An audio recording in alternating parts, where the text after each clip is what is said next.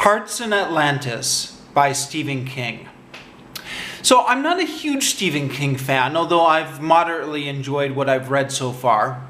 What I've read so far is The Dark Tower, only the first book, The Gunslayer, and The Stand, and then arguably a third book if you count Stephen King's memoir On Writing. I had some literary ambitions at one point, so I read that book.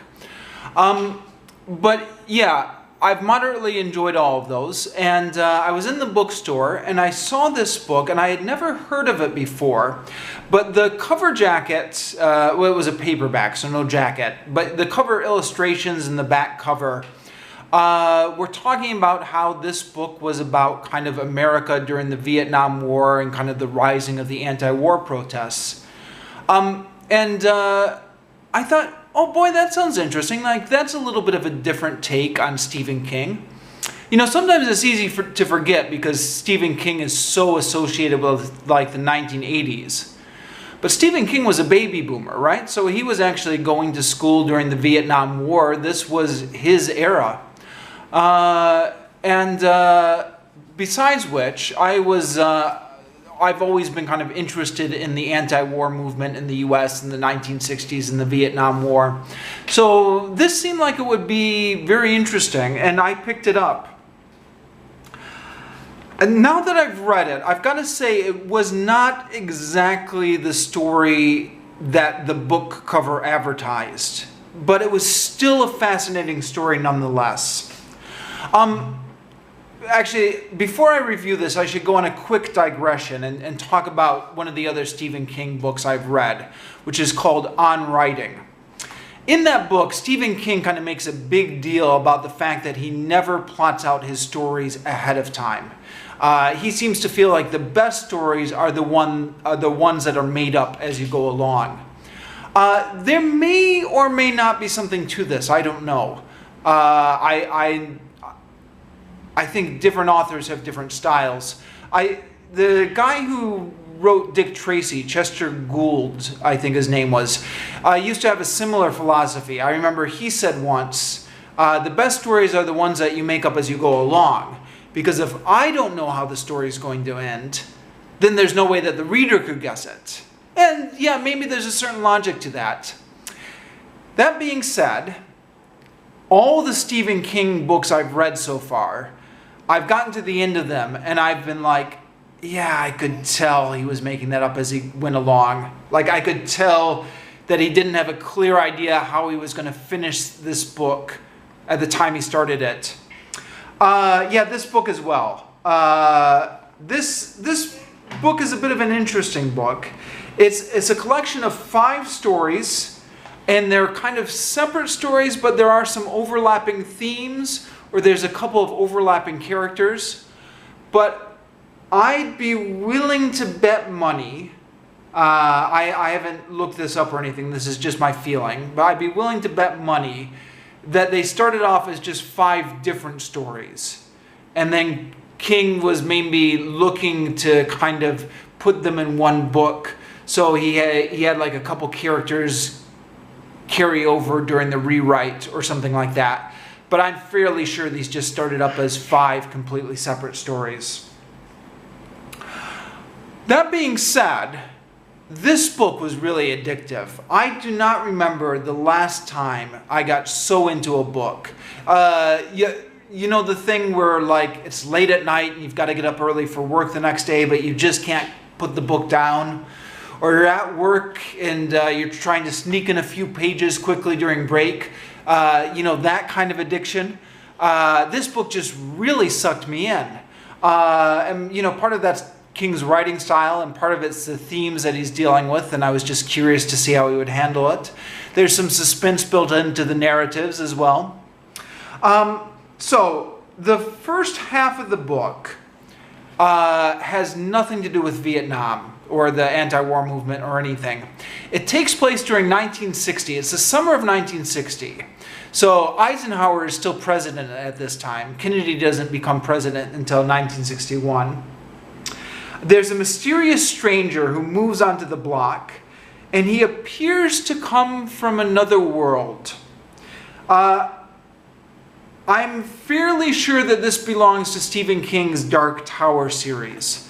So, again, I've not read the whole thing, but I'm familiar with the premise, and this seems to be tying in to the Dark Tower series. This really doesn't fit with the rest of the book, only very loosely. But for what it is, it's well written and suspenseful. Then the next part of the book, we jump to a college dormitory in 1966. So the kind of outer story is there's this entire boys' dormitory that gets addicted to playing cards, specifically the game of hearts. They become so obsessed with this game that they're in danger of kind of flunking out of school because they just get so obsessed with playing cards. At the same time, they're gradually kind of beginning to become more conscious of the Vietnam War and the beginnings of the first kind of anti-war protests. Yeah, that card game thing, huh? I had a hard time believing this when I was reading this. I thought, you know, everyone likes a game of cards now and then, but like, how addictive is hearts really? I mean, who plays hearts? Could it be that addictive that you'd be in danger of flunking out of school? And I don't know. I knew, to be fair, I knew several people who either flunked out of school or came close to it because of addictions to video games. Now, you got to figure in 1966 there are no video games. So maybe, maybe if people are flunking out of school because of video games nowadays, there were other games in the past. And I know, like, I don't know. It seems like Hearts isn't that interesting nowadays because there's so many other interesting games. But maybe if you didn't have video games, you get more interested in these stupid card games. I don't know. Let me know what you think. Could people possibly get so addicted to the game of Hearts?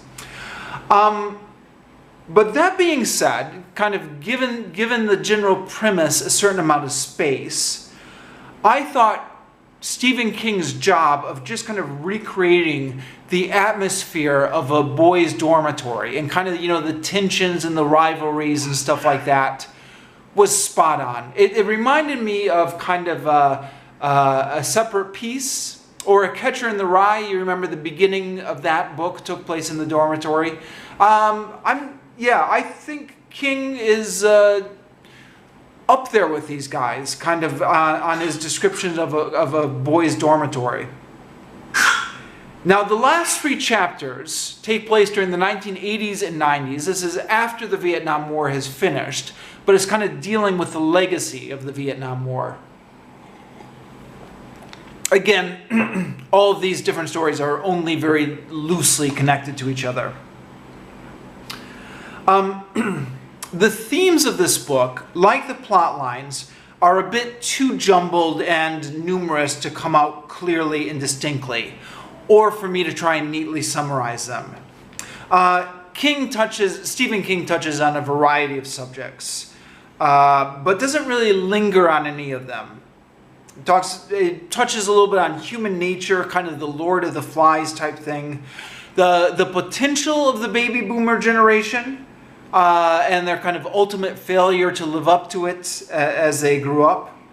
The irony of the anti-war movement or the peace movement in the United States kind of turning to violence. The horrors of the Vietnam War and the My Lai massacre. And then the lives of the Vietnam War veterans after the war. This book was published in 1999, and you almost wonder what would have happened if King had published it 5 years later, when it was less clear that the Vietnam War was just kind of a historical oddity, and at which point we were involved in another quagmire war, or 2 if you count Iraq and Afghanistan as separate wars. It would have been interesting to see what maybe the legacy of the Vietnam War would be viewed at like from that angle. But it's still interesting for what it is. It's kind of a take on the Vietnam War before the next Quagmire. Stephen King is always famous for his kind of fascination with the macabre. And that's true here. This is not a horror book. But it does seem to still have King's fascination with gore and death. And that comes through with some of the Vietnam War scenes. Scenes of pilots getting their skin burned off. Yeah, and in the war, pilots really, people really did get their skin burned off by those nasty chemicals they were using. So it sounds like something which should be in a horror book, but this is something that actually happened.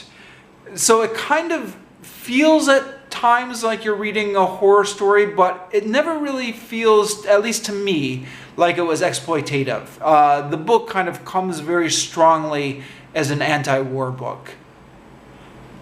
I'll finish here.